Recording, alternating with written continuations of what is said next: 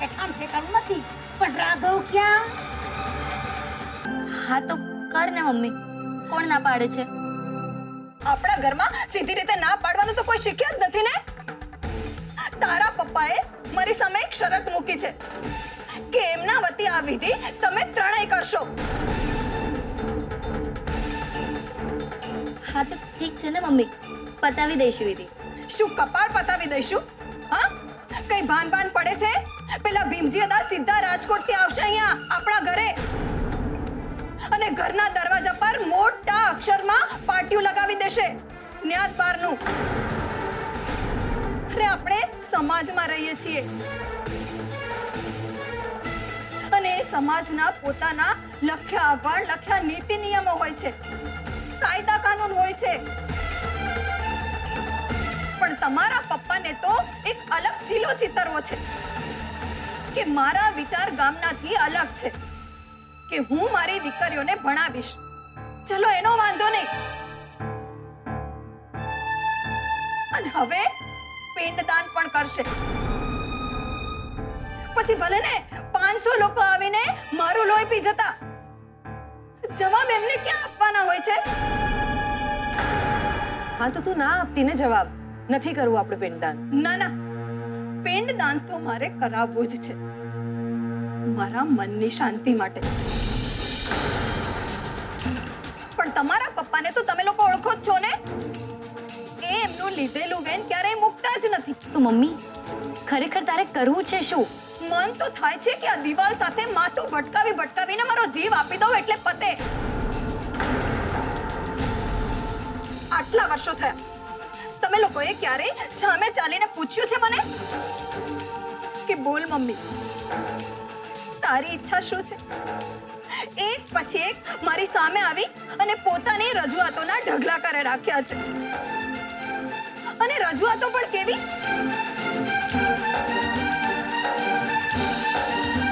તો ધડ માથા વગર. પિંડદાન બાપુજીનું કરવાનું અને ભૂલે ચૂકે બાને કહેવાનું નથી.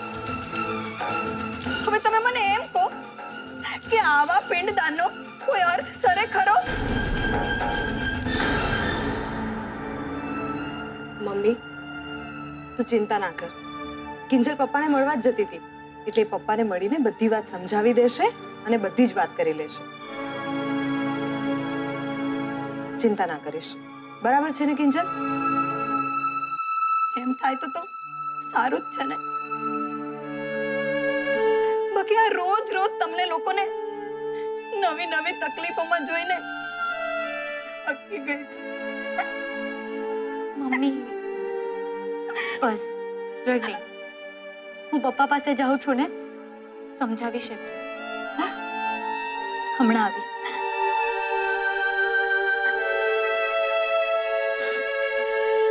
બસ કર મમ્મી, ચૂપ થઈ જા, રડીશ નહીં.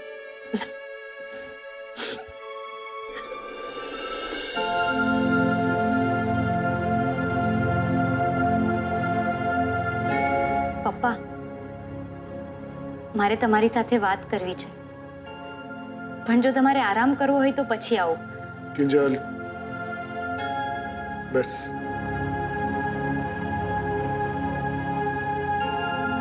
તારા કે મારા નસીબમાં આરામ ક્યાં લખાયો છે?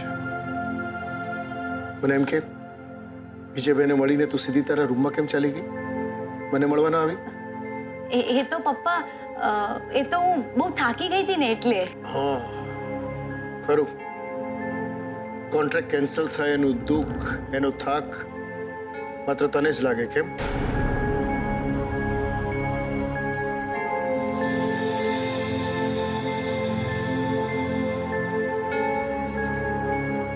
સાચું છે ને? બોલ. તું શું મારાથી હજી એટલી મોટી થઈ ગઈ કે આટલી મોટી મોટી વાતો મારાથી છુપાવવા લાગી? બોલ. તમને કોણે કહ્યું આ બધું? ગુલાબેને? ના, વિજયભાઈનો ફોન આવ્યો હતો સોરી કહેવા માટે કે મારાથી તમારું કામ ન થઈ શક્યું. કોન્ટ્રાક્ટ કેન્સલ થયો ને અફસોસ કરતા વધારે દુઃખ એ વાતનું થયું કે તે આખી વાત મારાથી છુપાવી. તો હું શું કરું પપ્પા? મને સમજ જ ના પડી. કે મારે શું રિએક્ટ કરવું જોઈએ. અત્યારે જ્યારે આપણી દુકાન તૂટી ગઈ છે ત્યારે મારે નવા કામ ઊભા કરવાના હોય, પણ હું અહીંયા ભાગો ત્યાં ભાગોની મારી આદતના ચક્કરમાં સ્પોર્ટ્સ ક્લબનું કામ પણ ના બચાવી શકી. તો પછી તમારું સપનું શું હું ધૂળ પૂરું કરી શકીશ? એમ તને કોણે કહ્યું કે મારે મારું સપનું ધૂળમાંથી ઊભું કરવાનું છે? કિંજલ, આપણે આપણું સપનું ધૂળમાંથી ઊભું કરવાનું છે, સમજી? જેમ ચકલી ધૂળમાં રગદોળાય છે છતાંય મેલી થતી નથી અને ઉલટાનો સંકેત આપે છે કે મેહુલો ખડકવાનો છે. બસ સમજી લે, આપણે પણ ધૂળમાં જ છીએ અને કડકવાનું છે. જલ્દી, બહુ જલ્દી સમજીને. મારી સામે જો. શું કહ્યું રમેશભાઈ? આ તો હવે પાક્કું ગુલાબે કહ્યું હશે, હે ને? અરે પણ કહે તો ખરી કે રમેશભાઈએ કોઈ રસ્તો બતાવ્યો કે નહીં? હા, બતાવ્યું. અને એ રસ્તાનું નામ છે આરટીઆઈ.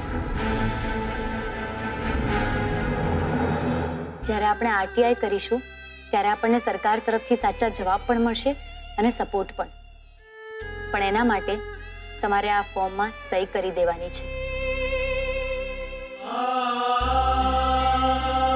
પણ ફોર્મ સરકારી ચોપડે પહોંચે અને જવાબ મળે ત્યાં સુધી શું? ઘર તો ચલાવવું પડશે ને? હા પપ્પા, પણ તમે એ બધી ચિંતા ના કરો. સેજલે નોકરી માટે એપ્લાય કરી દીધું છે અને મારા પણ એ જ પ્રયત્નો ચાલુ છે કે ગમે તેમ કરીને ઘરમાં બે પૈસા આવતા થાય. એટલે તમે એ ચિંતા જવા દો. પણ અત્યારે તો મારે તમને મમ્મી વિશે વાત કરવી છે. અરે પૈસા રગલો ક્યાં ગયો? હજુ સુધી આવ્યો નથી. એલી સરોજ, કયા ઘોડા વેચીને ઘોરાણી છો તું? પૈસા એ બા, હું તો અહીંયા જ છું. લે તો તારું અથાણું નાખું હવે હું. એલી ક્યાં છે તારો વર? કુંભકર્ણની ઓલાદ ઘડિયાળ તો જો. દીકરો તો પેલાથી જ ગાયબ હતો, હવે વરના ઠેકાણા નમરે. તો તારા પેટનું જરાય પાણી નથી હલતું? તે રૂમમાં આરામથી નસકોરા બોલાવતી ઊંઘ જ પડી? અરે કયા પાણાની બનેલી છો તું? એવું નથી બા. આ રાહુલના પપ્પા તો ઘણીવાર મોડા આવે જ છે ને, એટલે. પણ મને એ કહો, એવી તે કઈ વાત છે કે તમારું બીપી વધી ગયું? બાકી આમ તો આખા ગામનું બીપી તમે વધારો છો. મૂંગી માર પંચાયતનું પડીકું તો અડબોસમાં વળગાડીશ બે આડા હાથની. બા, અરે હો ધીમે. આ બહાર સુધી અવાજ આવે તો બાજુવાળા ભટકાકા તો બુઆમ કરવા માંડ્યા. શું છે? શું થયું?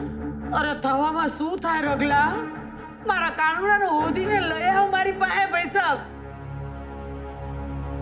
એના વગર ઘરમાં કેવું સૂનું સૂનું લાગે છે અને કેવા કેવા સપના આવે છે મને તો પૈસા.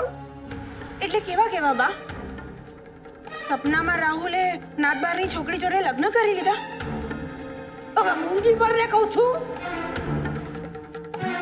અરે હારું નથી બોલી હકતી કાળી જીપડી, તો ખરાબ તો ન બોલ. રગલા, તને સાચું કહી દઉં છું, મારા કાનુડાને જોયા વગર જો હું અચાનક ઉકલી ગઈ ને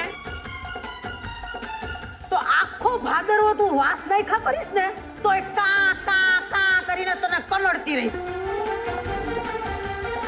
અરે શોધી લાવ ને બાપા મારા કાનુડાને, હાથ જોડું છું તને. જો તો ખરો મારી આંખું જો.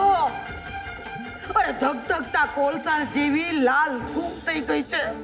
એમ તે બા મોટા ભાઈને પણ તમે આવા જ લોહીના આંસુએ રડાવ્યા હતા ને, યાદ છે ને? બધું યાદ છે, પણ તું રાઘવના ડાબા હાથની ભૂલી ગઈ લાગત. એ રગલા, આ તારી ચાર ચોપડીને કહી દેજે મારું માથું છે ને અત્યારે ફાટું ફાટું થઈ રહ્યું છે, એટલે મારી આડે ન ઉતરે. અરે સપનું તો સપનું, પણ મેં મારા કાનુડા હાટું જે જોયું છે ને એવું નહીં કઈ હગું. રગલા, હાલ તું મારી હારે, આપણે બે ભેગા મળીને આખું તાપીનગર ખૂંદી વળીએ. પણ મારા કાનુડાને લીધા વગર ઘરે પાછા નહીં આવીએ તે નહીં જ આવીએ, કહી દઉં છું.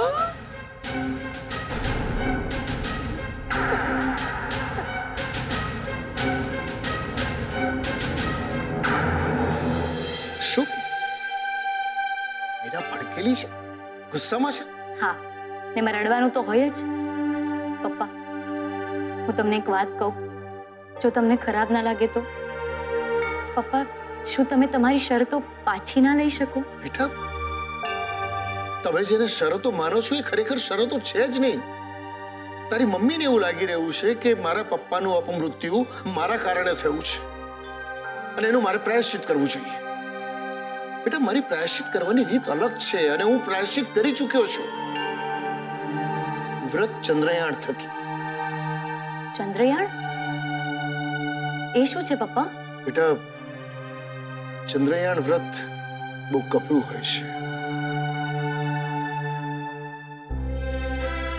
હું નાનો હતો ત્યારે બાપુજી અગાશી ઉપરથી પડીને મૃત્યુ પામ્યા, બસ એટલી જ મને ખબર છે. મોટા થયા પછી મને આખી ઘટનાની જાણ થઈ. બેટા, મને એટલું સમજાયું કે મારી જીદને કારણે બાના જીવનના તમામ રંગો ઉડી ગયા. હું મારા ગુરુ પાસે ગયો. મેં કહ્યું કે મારા દોષમાંથી મને મુક્તિ અપાવો. અને મારા ગુરુએ મારા તમામ દોષમાંથી મુક્ત કરવા માટે મને ચંદ્રયાનનું વ્રત કરવા કહ્યું. બેટા, આ વ્રતમાં ચંદ્રની ચડતી અને ઘટતી કળાઓ સાથે ખોરાકના ભાગ પાડવાના હોય છે અને એ જ પ્રમાણે તમારે ભોજન લેવાનું હોય છે. સંપૂર્ણ શ્રદ્ધા સાથે મેં આ વ્રત પૂરું કર્યું છે. મને નથી લાગતું બેટા કે મારે હવે કોઈ આ પૂજા પાઠ વિધિ કરવી જોઈએ. પપ્પા, તમે તમારી માન્યતા સાથે બરાબર છો, પણ મમ્મીની એવી ઈચ્છા છે કે પૂજામાં તમે બેસો. મેં કહ્યું ને કિંજલ, એ શક્ય નથી. હું વર્ષોથી બાપુજીની તિથિના દિવસે ઉપવાસ કરતો આવ્યો છું ને મારા ને ભગવાન વચ્ચે આટલું બસ છે. મારા બાપુજી સિદ્ધાંતવાદી હતા. એવું માનતા હતા કે માણસે પોતાની મર્યાદા જાતે નક્કી કરવાની હોય છે અને મારી મર્યાદામાં આ પિંડદાનની પૂજા નથી આવતી. હા, તમારે જો આ પૂજા વિધિ કરવી હોય તો મને એનો કોઈ વિરોધ નથી. પપ્પા, વાત વિરોધની નથી, પણ મમ્મીને એમ લાગે છે કે તમે જે બાને ના બોલાવવાની વાત કરી છે એ ઠીક નથી. કારણ કે પિંડદાન જો દાદાજીનું હોય તો બાને કેમ ના બોલાવાય? કેમ? બા જીવતે જીવત મારા નામનું સૂતક પાળી શકતા હોય, મારા વગર તારા ફેરા ફરવાનું, કન્યાદાનનું નક્કી કરી શકતા હોય, તો આપણે શું એમના વગર પૂજા વિધિ ન કરી શકીએ? એક વાત યાદ રાખ કિંજલ, બા નાતબાર છે. પણ પપ્પા, કહ્યું ને, હું વિધિનો વિરોધ નથી કરતો અને શ્રાદ્ધ એ શ્રદ્ધાનો વિષય છે. પછી એ છોકરો કરે કે છોકરી, કોઈ ફરક નથી પડતો. હા પપ્પા, હું તમને સમજુ છું, પણ મમ્મીને લાગે છે કે લોકો શું કહેશે. હું લોકો માટે નહીં, પરિવાર માટે જીવું છું કિંજલ. તારા મમ્મીની ઈચ્છા થઈ આવી તો મેં મારી માન્યતાઓને એક બાજુ મૂકી દીધી, કબૂલી. એનો અર્થ એ નથી કે એની દરેક વાત મારે સ્વીકારવી જોઈએ જે મારું મન અને મારા સિદ્ધાંતો ન માનતા હોય. હવે એને નક્કી કરવા દે કે એને શું કરવું છે. હે ભગવાન, હવે આનું હું શું કરું? એક તરફ મમ્મી જીદ લઈને બેઠી છે ને બીજી તરફ પપ્પા પોતાના સિદ્ધાંત અને માન્યતા. શું કરવું? હવે તમે જ કોઈ રસ્તો સુઝાડજો પ્લીઝ.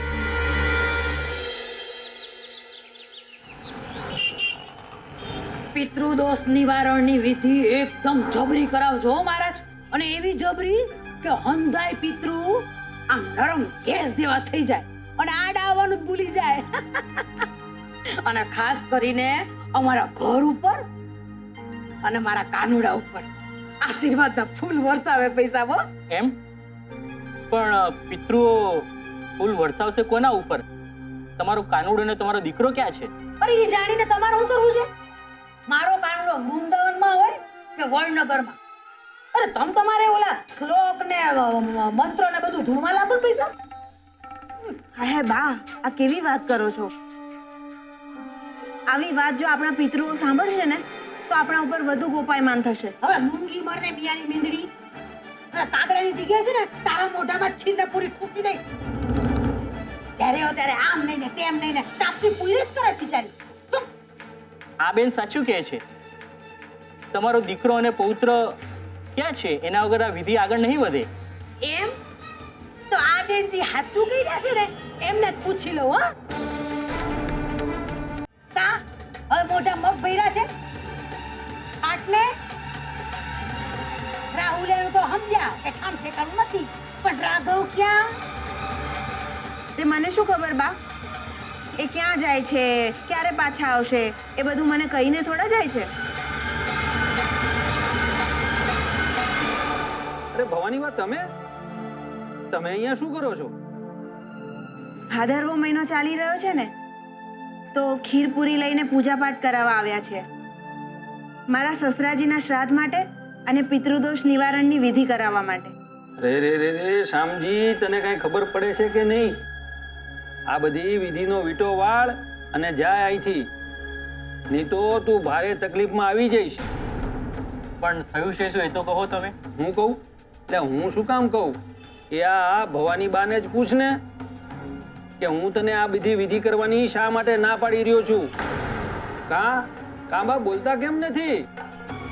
બેન તમે તો કહો, કે પછી ફોન કરું રાજકોટ ભીમજી અદાને? ના ના મહારાજ, એવું કંઈ ના કરતા. કહું છું મહારાજ, વાત જાણે એમ છે કે ભીમજી અદાએ અમારા પરિવારને નાત બાર જાહેર કર્યા છે. શિવ શિવ શિવ શિવ શિવ, તમને લોકોને શરમ નથી આવતી? જો મેં તમારી વિધિ કરી હોત તો અદાય પણ મને નાત બાર મૂક્યો હોત. તમે પાપ અને અધર્મનો ભાગીદાર બનાવવા માંગો છો મને? અરે શરમાવ જરા. આમને કીધા વગર જ તમે એમને પાપનો ભાગીદાર બનાવવા નીકળ્યા હતા? અરે ઓ શામજી, આ બધું મૂકો અને તમારી સામગ્રીનો વીટો વાળો. ભવાની બા ઉપડો અહીંથી. જય શ્રી કૃષ્ણ. અમારાથી તમારા હાથે તમારા કુળના પિતૃઓની પૂજા નહીં થાય. અરે જા જા હવે બોલો મોટો, તમારા કુળની પૂજા નહીં થાય. આવ્યા મોટા, અમારા કુળની વિધિ નહીં થાય એટલે શું? ના ના, આખા ગામમાં તમે એકલા જ બેઠા છો. તું નહીં તો તારો ભાઈ. જોઉં છું મને કોણ રોકે છે. હે બા, તમે આ શું બોલી રહ્યા છો? રહેવા દો ને. જો ભાભી પણ આવી ગયા. ભાભી, વીરાવો, તમે અહીંયા શું કરો છો બે જણીઓ અહીંયા? કેમ બા, તમે અહીંનો ઇજારો લઈ રાખ્યો છે? એ મૂંગી મોર ઇજારા વાળી.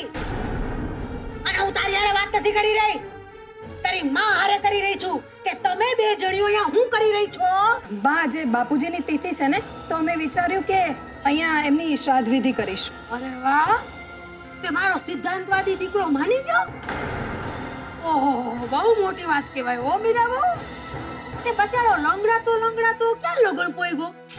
આજે અહીંયા પહોંચી જશે ને? એમને પહોંચવું હોય ત્યારે પહોંચે, પણ તમારા હાથે તમારા પિતૃઓને આ ખીર પૂરી તો નહીં જ પહોંચે. અમે નાત બહારની વિધિ નથી કરતા. નાના મહારાજ, નાત બાર તો અમારો પરિવાર છે, ભાભીનો પરિવાર નાત બાર નથી. અને જો તમને વિશ્વાસ ન થતો હોય તો તમે ભીમજી અદાને રાજકોટ ફોન કરીને પૂછી લો. અને જો તમને નાત બારનો કાયદો નડતો હોય તો અમે કોઈ પણ રીતે તકલીફ નહીં પહોંચાડીએ. અને આમેય પિતૃવિધિ મોટો દીકરો કરે કે નાનો દીકરો, શું ફરક પડે છે? બસ ખીર પૂરી બાપુજી સુધી પહોંચવી જોઈએ. અરે એમ તે કંઈ હોય સરોજ, તમે લોકો અહીંયા જ રહો. અરે બેન, પણ તમારી આ વાત નાત મંજૂર નહીં કરે અને તમારી સાથે અમને પણ નાતનો કોપ સહન કરવો પડશે. એવું નહીં બને મહારાજ. ને આમ પણ આ પિતૃઓ ક્યાં જગતના હોય છે? તો પછી પિતૃઓની વિધિ માટે આ જગતની નાતના કાયદા શા માટે લાગુ કરવા જોઈએ?